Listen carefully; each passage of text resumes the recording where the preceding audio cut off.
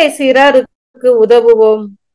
நான் பசியாயிருந்தேன், நீங்கள் எனக்கு உணவு கொடுக்கவில்லை என்னும் சொற்களை நாம் தீர்ப்பு நாளில் கேட்காமல் இருக்க வேண்டும் என்றால், இன்றிலிருந்தே, இத்தவ காலத்திலிருந்தே நம்மை சூழ்ந்து இருப்போரில் குறிப்பாக ஏழைகளின் பசியை ஆற்றிட முன்வர வேண்டும்.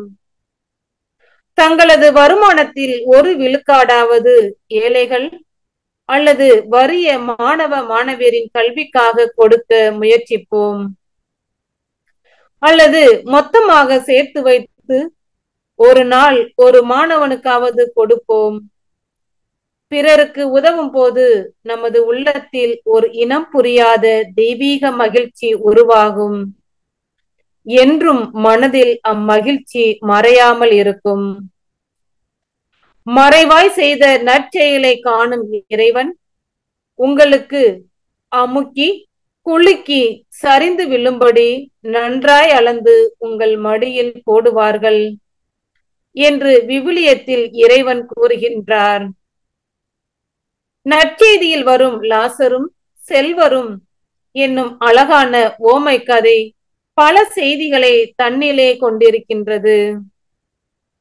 இந்த கதையில் வரும் செல்வர் செய்த ஒரே தவறு தான் மட்டும் நாள்தோறும் விருந்துண்டு தன்னலத்தோடு இன்பங்களை அனுபவித்ததுதான். செல்வ செழிப்பிலேயே வாழ்வை கழிப்பதும் தவறு. கண்கட்ட பின் சூரிய நமஸ்காரம் செய்வதை பைத்தியக்காரத்தனம் என்று சொல்கின்றோம். வாய்ப்புகள் வரும்போது வசப்படுத்தாதவன் முட்டாள். கிடைத்த சந்தர்ப்பத்தை பயன்படுத்தாமல் இன்னொரு வாய்ப்பு நமக்கு கிடைக்கும் என எதிர்பார்ப்பது அறிவீனம். அதைவிட கிடைத்த வாய்ப்பை தவறாக பயன்படுத்துவது மிக பெரிய தண்டனைக்கு நம்மை ஆளாக்கிவிடும்.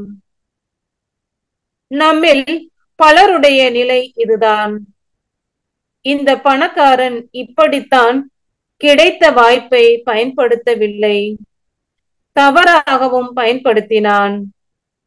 நிறைந்த செல்வம் இருந்து ஏழைகளுக்கு உதவும் வாய்ப்பு இருந்தது. போதுமான கால அவகாசம் கொடுக்கப்பட்டது. ஏழைகளுக்கு உதவுங்கள் என்ற போதனை பல விதங்களில் போதிக்கப்பட்டது. கண்டுகொள்ளாமல் இருந்தான். தன்னுடைய சுகமான வாழ்வில் நாட்களை கழித்தான். அவன் செய்யாமல் விட்ட நல்ல செயலுக்காக அவனுக்கு தண்டனை கொடுக்கப்பட்டது. நாம் நமக்கு கிடைத்த வாய்ப்புகளை நன்முறையில் பயன்படுத்துவோம். நம்மை நல்ல நிலைமையில் கடவுள் வைத்திருப்பதற்கு காரணம் இல்லாதவர்களுக்கு நம்மால் ஆன நற்செயல்களை செய்ய வேண்டும் என்பதற்காகத்தான் என்பதை உணர்வோம். ஏழை சிறார்களுக்கு கல்வி அறிவு கிடைக்க உதவுவோம். இறையோடு இறை அருளுக்காய் காத்திருப்போம்.